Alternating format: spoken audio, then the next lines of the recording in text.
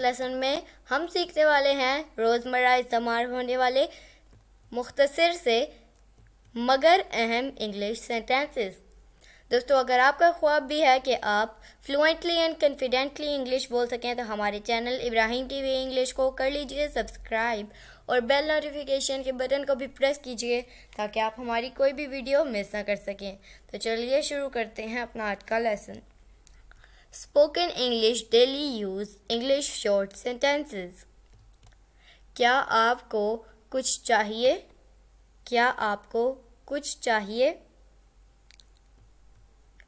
Do you need something?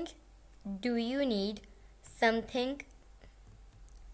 मैं मज़े कर रहा हूँ। मैं मज़े कर रहा हूँ। I am having fun. I am having fun. मैं बोर हो रहा हूँ। मैं बोर हो रहा हूँ। I am feeling bored. I am feeling bored. मैं खाना खा रहा हूँ। मैं खाना खा रहा हूँ। I am having food. I am having food. मैं ऑफिस के लिए निकल रहा हूँ। मैं ऑफिस के लिए निकल रहा हूँ। I am leaving for office. I am leaving for office. तो दोस्तों, ये था आज का हमारा लेसन।